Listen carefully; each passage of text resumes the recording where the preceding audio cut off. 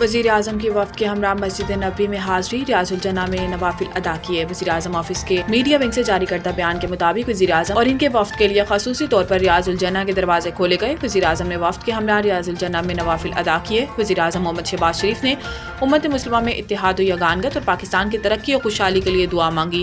واضح ہے کہ وزیر اعظم شہباز شریف 4 روزہ دورے پر سعودی عرب میں موجود ہیں، جہاں انہوں نے گزشتہ روز جدہ میں سعودی ولی عہد محمد بن سلمان سے ملاقات کی۔ IMF سے مذاکرات کی کامیابی میں کوئی بڑی رکاوٹ نہیں، جلد خوشخبری ملے گی۔ وزیر خزانہ لاہور میں تقریب سے خطاب کرتے ہوئے وزیر خزانہ محمد اورنگزیب کا کہنا تھا کہ پاکستان کو ماحولیاتی تبدیلی جیسے چیلنجز کا سامنا ہے۔ گلیشیئرز تیزی سے پگھل رہے ہیں، لاہور میں دھند سے معاشی سرگرمیاں متاثر ہوتی ہیں۔ ان کا کہنا تھا کہ موسمیاتی تبدیلی اور آبادی ملک کے لیے بڑے خطرات ہیں۔ موسم سرما میں کم بارشیں ہونا بڑے خطرے کی طرف اشارہ ہے۔ ماحولیاتی تبدیلی کے اثرات سے بچنے کے لیے فنڈ کا نظام لائیں گے۔ سینیٹر محمد اورنگزیب نے بتایا کہ 2 ہفتوں میں موسمیاتی تبدیلیوں کے لیے فائنانسنگ پر IMF سے مثبت بات چیت ہوئی۔ سیلابی نقصانات کی بحالی منصوبوں کے لیے $10 ارب کی امداد کا وعدہ ہوا۔ ہم قابل عمل منصوبے تیار نہیں کر سکے اور امداد استعمال نہیں کر سکے۔ کلائمیٹ فائنانسنگ کے لیے ہمیں قابل عمل منصوبوں کو سامنے لانا ہوگا۔ وزارت خزانہ موسمیاتی تبدیلیوں کو روکنے کے لیے ہر ممکن تعاون فراہم کرے گی۔ پاکستان ہائی کمیشن نئی دہلی میں یوم پاکستان کی تقریب، سیاستدانوں اور سفارتکاروں کی شرکت۔ تقریب میں سیاستدانوں، سفارتکاروں اور کاروباری شخصیات سمیت بڑی تعداد مہمانوں نے شرکت کی، جہاں ناظم الامور پاکستان ہائی کمیشن نئی دہلی سعد احمد نے مہمانوں کا استقبال کیا۔ ناظم الامور سعد احمد بڑائچ نے کہا کہ پرامن اور جمہوری جدوجہد سے قائد اعظم کی قیادت میں پاکستان کا قیام پایا تکمیل کو پہنچا۔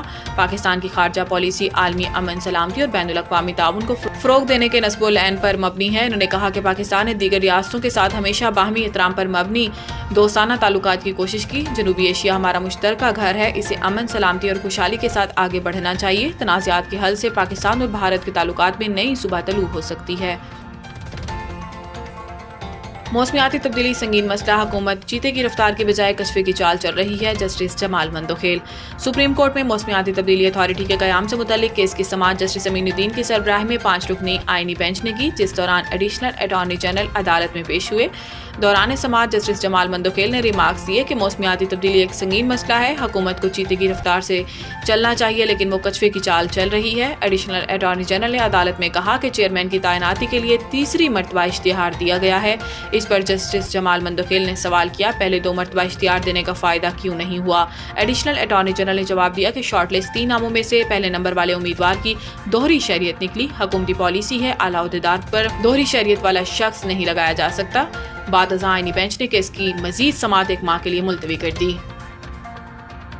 Thatta government boys high school Makhdoom Abu Alhasan Thattvi Makli میں پانی کے عالمی دن کی مناسبت سے انوائرمنٹل پروٹیکشن ایجنسی ٹھٹہ کے تعاون سے سیمینار منعقد کیا گیا۔ اس سیمینار کا مقصد دنیا کو پانی کی کمی، اس کی قدر و قیمت اور مشکلات سے آگاہی فراہم کرنا تھا۔ ہر سال 22 مارچ کو دنیا بھر میں ورلڈ واٹر ڈے منایا جاتا ہے۔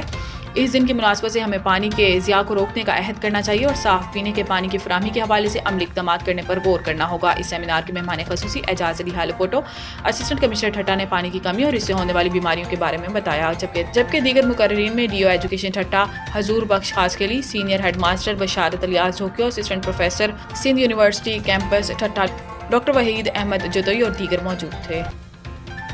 جیکوباد صدر تھانہ کی حدود ٹالہ نیم پھاٹک کے قریب پولیس اور جرائم پیشہ افراد کے درمیان مقابلہ، ایک ملزم زخمی حالت میں گرفتار۔ زخمی ملزم کی شناخت عاشق علی ولد محمد صدیق عرف محمد عالم کوریج اور سکنا کوریجہ شاخ جیکوباد کے نام سے ہوئی۔ ملزم کے قبضے سے تھانہ سول لائنز کی حدود میں شہری شاہ زمان گربار سے چھینی گئی موٹر سائیکل اور ایک بغیر لائسنس ٹی پسٹل ریکور کر لیا۔ زخمی حالت میں گرفتار ڈکیت ملزم کے 2 دیگر ساتھی موقع سے فرار، گرفتاری کے لیے پولیس کا تعاقب جاری۔ زخمی حالت میں گرفتار ڈکیت ملزم کو علاج کے لیے سول ہاسپٹل منتقل کر دیا گیا۔